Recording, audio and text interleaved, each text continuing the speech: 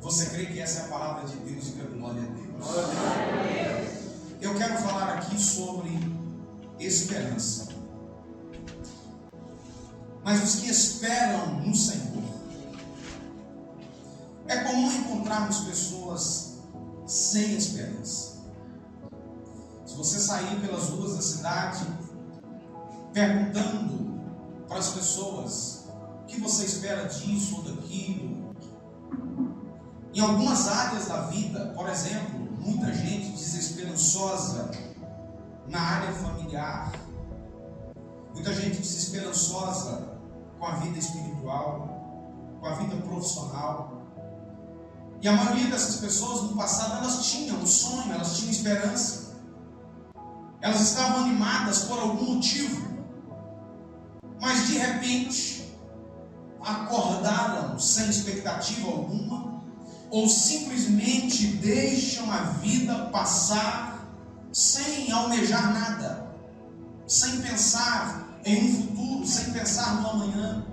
É verdade que a Bíblia diz que o amanhã não nos pertence, o amanhã pertence a Deus. O que nós temos é o hoje. Mas a gente não pode viver o hoje como se a gente não fosse existir amanhã. A gente precisa planejar, a gente precisa ter esperança. Talvez a esperança de alguém possa ter terminado porque se decepcionou com alguém, ou porque suas orações não foram respondidas. É muito comum isso. Em um mundo cheio de incerteza, as pessoas buscam algo em que possam depositar a sua confiança. É muito normal, é muito comum. Em um determinado assunto, quando a gente está numa roda de conversa, e surge certo assunto, alguém diz: eu já não tenho esperança disso mais. Talvez seja uma coisa que não tenha tanta importância para a vida pessoal dessa pessoa, mas muitas outras pessoas, naquilo que diz respeito à sua vida, aquilo que influencia diretamente na sua vida, no seu crescimento, no seu planejamento, muita gente já perdeu essa esperança. A esperança é um grande desafio. Em quem confiar? Em quem esperar? Em quem acreditar sem o risco de ser traído ou decepcionado?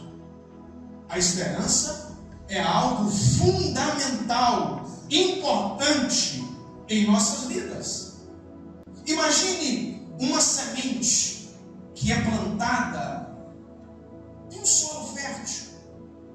Mesmo não vendo imediatamente o resultado, o agricultor confia que com tempo e cuidado, aquela semente nascerá, crescerá e produzirá frutos de maneira extraordinária. Da mesma forma, é a nossa esperança. A nossa esperança em Cristo é como uma semente plantada em solo fértil. No tempo certo, ela vai produzir frutos. No tempo certo, nós iremos colher os frutos daquela semente que nós plantamos. Vejamos aqui algumas características de uma esperança viva. Perceba que Isaías disse o seguinte: olha, até os jovens cansam, caem de cansados. De vez em quando eu ouvi, até que eu tenho ouvido isso muito ultimamente, eu não sei porquê. Alguém dizia assim: você está muito jovem, você não cansa. Não sei porque para, estão parando de falar isso comigo, não é? Mas os jovens também cansam. Essa ideia, eu sei que a ideia de que o jovem tem mais energia para gastar, tem mais disposição, talvez um preparo físico melhor. Mas o texto aqui está dizendo, e você sabe que na vida real também é assim: os jovens cansam. Isaías disse: às vezes chegam a cair, mas aqueles que esperam no Senhor, as suas forças serão renovadas. Voarão alto, voarão com asas de águia. Não existe tempestade que seja capaz de segurar uma águia. Ela ultrapassa a tempestade e voa acima dela. O que o texto está dizendo é que aquele que espera no Senhor, as suas forças nunca vão desfalecer. Algumas características dessa esperança viva. Primeiro é que a esperança verdadeira, essa esperança viva que falo aqui, é a esperança gerada em Deus. Salmo 146, versículo 5: bem-aventurado é aquele que tem o Deus de Jacó por seu auxílio, cuja esperança está no Senhor. A nossa esperança precisa estar em Deus. E aqui eu não estou sem nenhuma paixão política, mas é comum a gente ouvir pessoas dizendo assim: olha, agora melhora, ou bom era antes, ou daqui tanto tempo vai ficar bom, ou agora eu consegui um trabalho bom, daqui a pouquinho fica poucos dias, não consegue trabalhar. A nossa esperança, todavia, ela não está no governo, embora a gente precise dele. A nossa esperança não está na nossa fonte de renda, embora a gente precise dela. A nossa esperança deve estar no Senhor. Amém. O salmista fez uma declaração nesse sentido, dizendo o seguinte: olha, se o Senhor não edificar a casa, em vão trabalha quem vai edificar. Se o Senhor não guardar a casa, em vão trabalha aqueles que a vigiam. Então, ou seja, a nossa esperança, ela está no Senhor. Isso aqui não é nenhuma apologia para você cruzar o braço e deixar a vida te levar, não. Todavia, irmãos, aqui é um trabalho de parceria. Eu faço a minha parte e com certeza não tenhamos dúvidas de que o Senhor fará aquilo que lhe cabe. O salmista está dizendo: a minha esperança está no Senhor, no Deus de Jacó. Olha a fala de Pedro. Primeira carta, capítulo 1, versículo 3: bendito seja o Deus e Pai de nosso Senhor Jesus Cristo, que segundo as suas grandes misericórdias nos regenerou para uma viva esperança, mediante a ressurreição de Jesus Cristo dentre os mortos.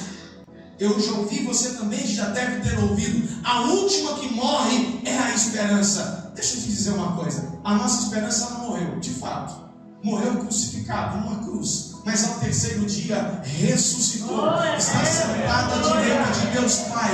A nossa esperança chama-se Jesus Cristo. A nossa esperança não está morta, a nossa esperança está viva. A nossa esperança está nele. Quando Jesus morreu, boa parte dos seus seguidores se dispersaram.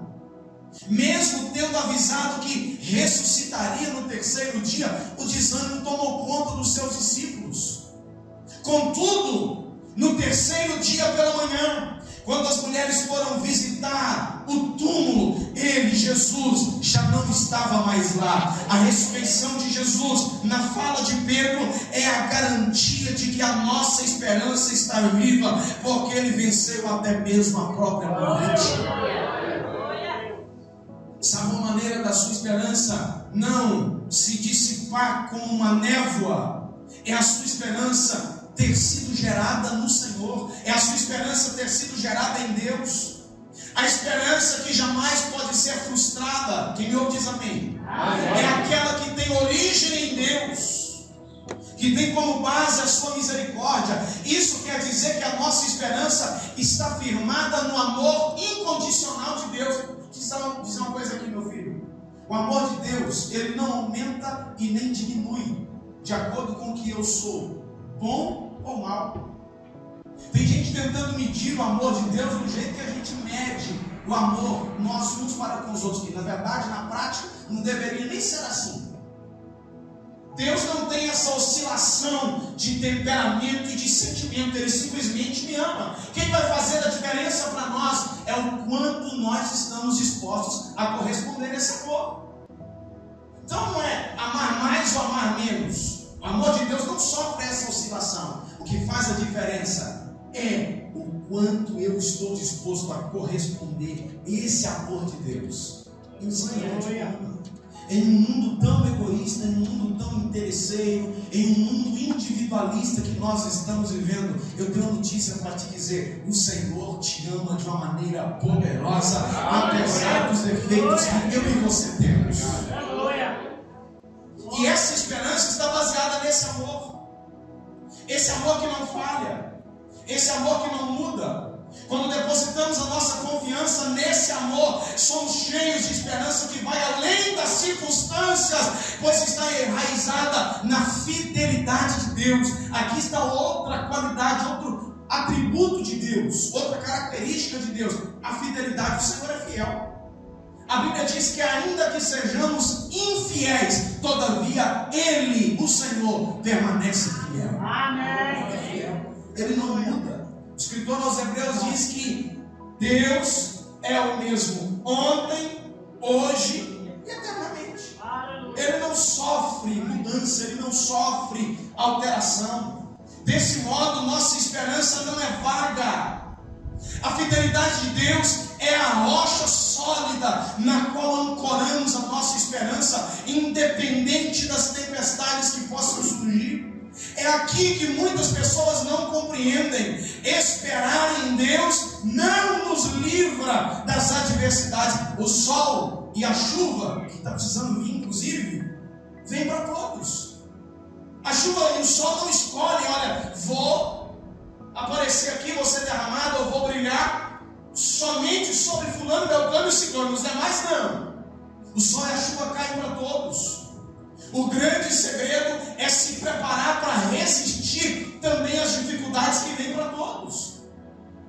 As dificuldades, elas não escolhem pessoas, elas não escolhem classe social, não escolhem cor da pele, não escolhem nível cultural nem de conhecimento. A dificuldade, ela vem para todo mundo. O grande segredo é se preparar para resistir os vendavais. Nossa esperança não está enraizada em circunstâncias favoráveis nem desfavoráveis. A nossa esperança precisa estar firmada no Deus Todo-Poderoso. Quando essas dificuldades virem, se a sua esperança estiver no Senhor, você vai resistir os momentos difíceis. Você vai resistir os vendavais. Você vai resistir às dificuldades em tempos de guerra, quando todos os exércitos estavam confiando nas suas estratégias e armas, quando os reis confiavam no treinamento e na força dos seus soldados. O rei Davi fez uma declaração extraordinária. Salmo 20, versículos 7 e 8. Davi disse o seguinte: uns confiam em carros de guerras e outros em cavalos. Nós, porém, invocamos o nome do Senhor nosso Deus. Eles, os que confiam em carros e cavalos, prostram e caem. Nós, que confiamos no Senhor, nos levantamos e mantemos de pé.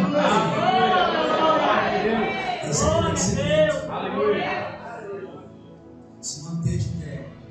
A nossa confiança precisa estar firmada no Senhor, mesmo nas adversidades. Escute isso aqui: Deus tem planos de esperança e de propósitos para cada um de nós. O Senhor não quer que você viva desesperançoso. Enquanto as adversidades dizem desista, a esperança firmada em Deus grita alto aos seus ouvidos: tente mais uma vez. Rick Warren, que é autor de um livro que eu recomendo você ler, sempre estou dizendo sobre ele, Uma Vida com Propósito. Ele disse o seguinte: que a esperança é a confiança silenciosa de que a mudança é possível e que a dor pode ser transformada em propósito. Tenha esperança. Firme a sua esperança no Deus Todo-Poderoso e a sua esperança não será frustrada. Ela não vai morrer. Segunda coisa que nós precisamos saber sobre a esperança verdadeira: a esperança verdadeira, na maioria das vezes, eu disse ela é gerada na experiência, aqui no sentido que Paulo falou em Romanos 5, 3 a 5. Nos gloriamos nas tribulações, sabendo que a tribulação produz perseverança, A perseverança produz experiência, a experiência produz esperança. Ora, a esperança não nos deixa decepcionados, porque o amor de Deus é derramado em nosso coração pelo Espírito Santo que nos foi dado. O que Paulo está dizendo aqui? Que as adversidades produzem perseverança.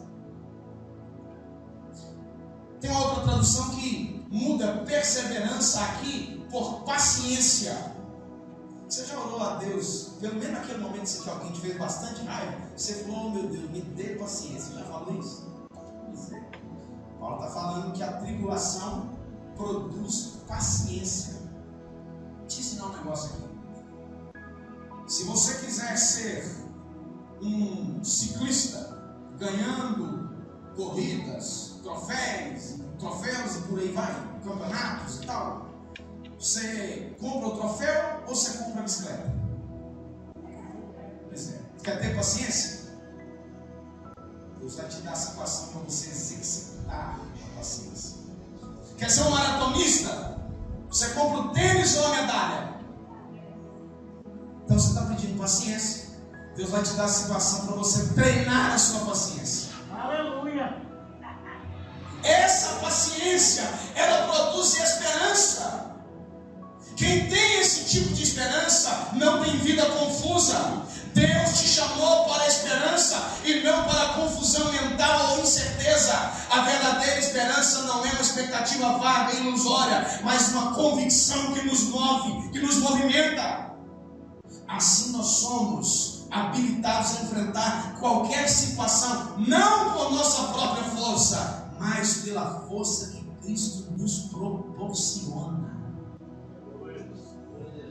A gente vai enfrentando situações e a gente vai mantendo de pé, a gente vai crescendo, a gente vai aprendendo, a gente vai amadurecendo. Ao contrário do que muitos pensam, são as circunstâncias difíceis que geram a verdadeira esperança. A dificuldade não rouba a esperança, mas a produz. A falsa esperança não resiste à dificuldade, mas a verdadeira esperança firmada no Senhor, ela resiste às dificuldades, ainda que sejam intensas. Uma palavra de Deus para o seu coração: desista de tentar fazer mágica, meu filho, de achar que coisas grandes ou conquistas grandes acontecem do nada. As joias mais valiosas do mundo foram forjadas no calor, na lapidação ou na prensa.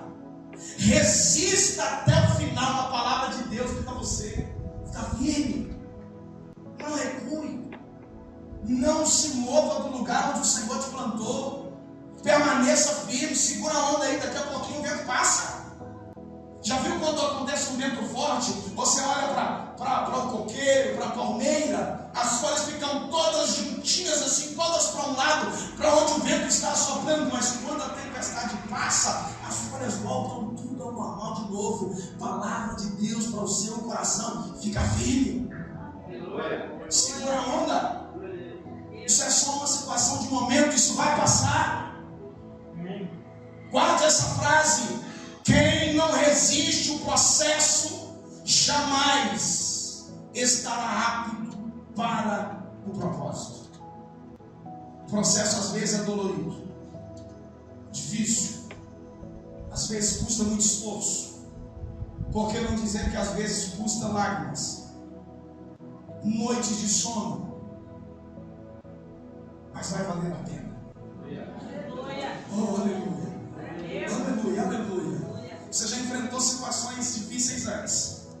Com certeza, a alegria daquilo que você está vivendo agora é muito maior do que todo o esforço que você teve anteriormente. Então resista, meu filho. Fica firme na presença de Deus. Não mova o seu pé do lugar. Olha o que diz Paulo aos Romanos capítulo 15, versículo 13: e o Deus da esperança encha vocês de toda alegria e paz na fé que vocês têm, para que sejam ricos de esperança no poder do Espírito. Quem gera esperança em nosso coração é o Senhor. Sabe aquele momento que você está a ponto de desistir, mas O texto está dizendo assim: olha, que Deus enche o coração de vocês, que Deus torne vocês ricos de esperança no Espírito.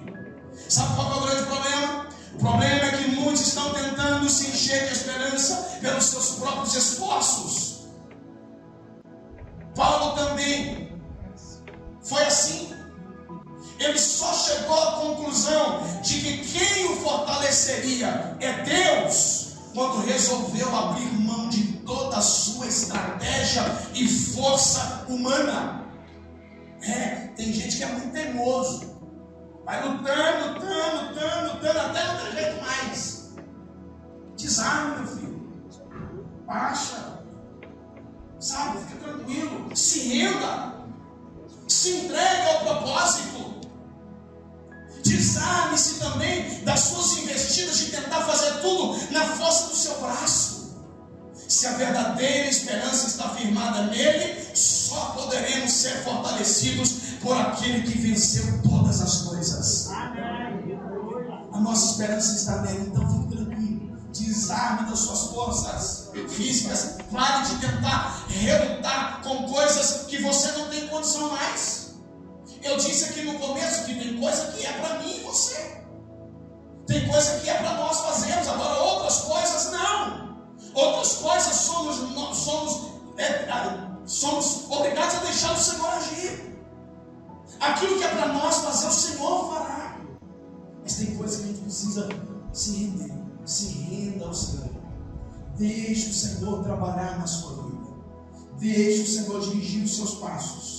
Quando os babilônicos invadiram Jerusalém e levou sua gente cativa, o profeta Jeremias se pôs a lamentar, cobriu-se de cinza como um sinal de profunda tristeza e humilhação.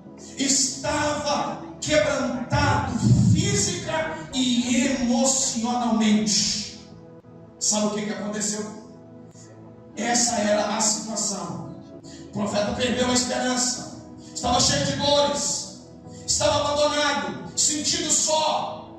No limite do homem, todavia, é que está a oportunidade de Deus.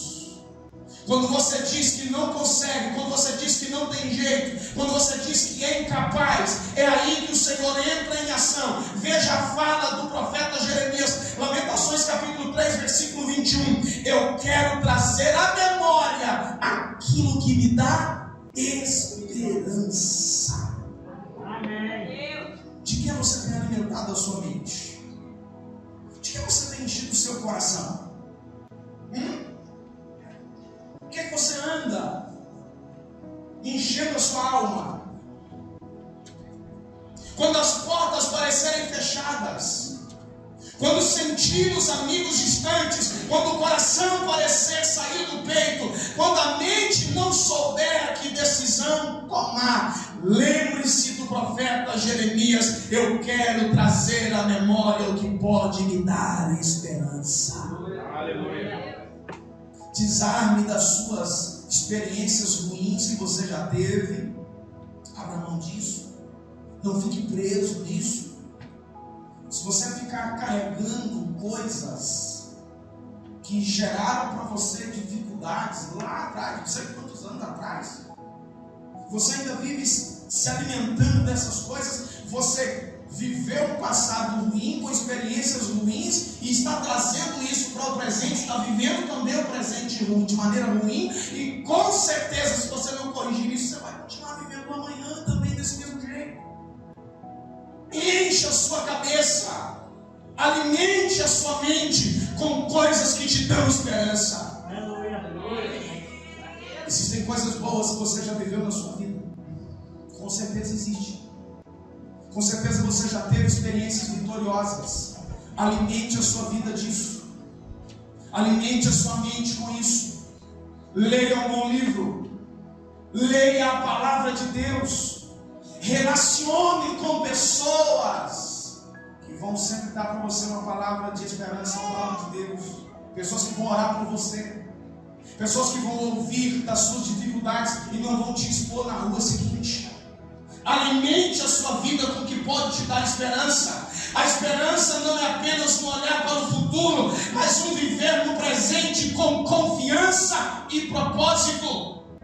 Não é só para o amanhã, é agora. Não é só para o que você vai viver no ano que vem ou em 2025. Você pode ter esperança agora. Deixe o Senhor trabalhar isso na sua vida. A esperança é uma arma secreta que nos permite enfrentar as situações mais sombrias com confiança e determinação. Tenha esperança. Terceira e última coisa, sobre a esperança viva. A esperança viva, a esperança verdadeira, é uma esperança além dessa vida. 1 Coríntios capítulo 15, versículo 19. Olha o que Paulo disse: se a nossa esperança em Cristo se limita apenas a esta vida, somos as pessoas mais infelizes deste mundo. 1 Coríntios 15, 19. Nesse contexto aqui, o que estava em discussão é que os perseguidores do Evangelho estavam questionando em relação à ressurreição de Jesus. E levaram isso para Paulo, falando também na ressurreição que a Bíblia ensina de todos.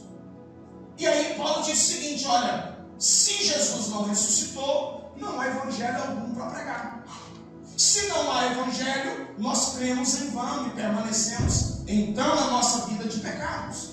Logo, se não há ressurreição, os cristãos que morreram não têm esperança alguma, nunca mais os veremos. É essa a conclusão diante da fala das pessoas que questionavam Paulo. A conclusão óbvia é essa: por que ser cristão, se o que nos cabe nessa vida é muitos momentos de luta e sofrimento?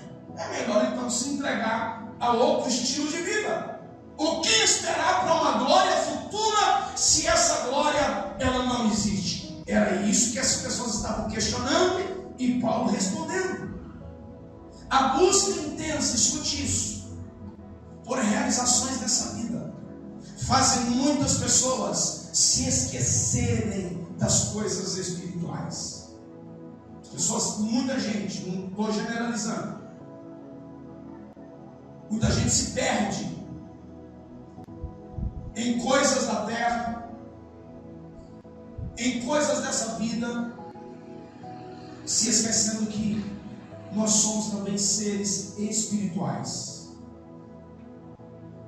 As decepções por coisas dessa vida fazem muita gente desacreditar naquilo que é espiritual.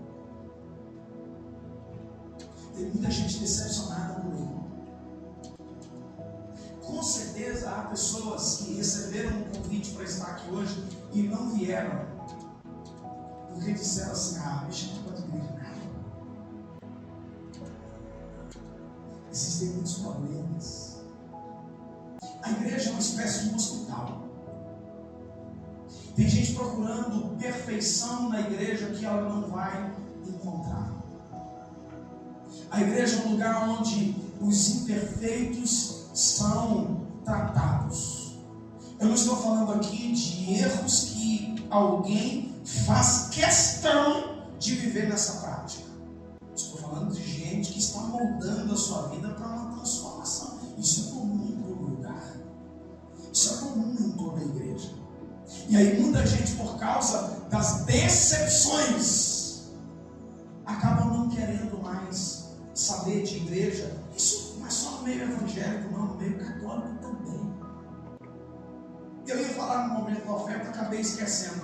Satanás plantou um pensamento aí fora, que é muito comum. Quando fala em padre, logo associa padre a pedofilia. Isso é muito comum. Quando fala em pastor, associa pastor a ladrão. É um pensamento satânico, seguinte. Uma pesquisa feita nos Estados Unidos descobriu que pastor lá só tem mais crédito de palavra do que vendedor de carro usado. Pensa, é muita gente decepcionada, muita gente frustrada, muitos erros que aconteceram. Todavia, a gente precisa compreender que cada um responderá por si só. cada um responderá pela sua vida. Uma coisa é, em nome desses erros, como desculpa dessas pessoas que cometeram erros absurdos que não deveriam ter sido cometidos, essas desculpas não podem nos justificar para que fujamos do ambiente de busca de espiritualidade. A nossa esperança não pode estar apenas nas coisas dessa vida. Nós precisamos pensar que a nossa vida ela não termina aqui. A busca intensa pelas coisas dessa vida também deve nos motivar para as coisas eternas e espirituais. As decepções dessa vida não podem nos fazer desacreditar naquilo que é espiritual. Guarde isso que eu vou te dizer. Os projetos da terra podem falhar, a maioria deles, porque geralmente são projetos humanos, mas os planos eternos jamais irão falhar. O autor dos planos espirituais é o Deus que está sentado no mais alto e sublime trono. Ele é a nossa referência de perfeição. Conhecendo as preocupações do coração humano, Jesus declarou aos seus ouvintes uma palavra extraordinária em João capítulo 14, versículos 1 e 2. Olha o que é que ele diz: que o coração de vocês não fique angustiado. Vocês creem em Deus, creiam também em mim, disse ele. Na casa de meu pai há muitas moradas. Se não fosse assim, eu já teria dito a vocês, pois vou preparar um lugar para vocês. Jesus prometeu aos seus seguidores que teriam um lugar para morar junto deles. Oi, a nossa vida não termina aqui. Não tenha esperança apenas aqui. Não tenha esperança em buscar apenas coisas dessa vida. Esse lugar que Jesus falou que iria preparar não é um lugar qualquer, não é um lugar comum. Mas ainda que não tivesse mais nada lá, se tivesse apenas a presença de Jesus, já é o suficiente para desejarmos ir para lá. Nós queremos estar onde Ele está, nós queremos ver a sua face, nós queremos compartilhar com Ele da comunhão. Se esse ambiente aqui é bom, mesmo sem vê-lo, você imagina contemplá-lo face a face. É isso que a palavra de Deus nos diz, que está ao nosso aguardo. Essa é uma esperança que não pode morrer. A nossa esperança viva não pode se limitar apenas em conquistar e ter coisas aqui na terra. Olha o que disse Pedro, eu já citei o versículo 3, vou citar até o 5 agora. 1 Pedro 1, 3, 4 e 5. Bendito seja o Deus e Pai de nosso Senhor Jesus Cristo, que segundo a sua grande misericórdia nos regenerou para uma esperança viva, ou uma viva esperança, mediante a ressurreição de Cristo dentre os mortos. Escute isso: para uma herança que não pode ser destruída. Dependendo da herança que você receber aqui, rapidinho ela perde valor, rapidinho você gasta, rapidinho ela vai embora. Mas Pedro está nos dizendo que existe uma herança reservada para nós que não pode ser destruída. Não fica manchada, não murcha. E o que está reservado nos céus para vocês, que são guardados pelo poder de Deus, mediante a fé, para a salvação preparada para ser revelada no último tempo.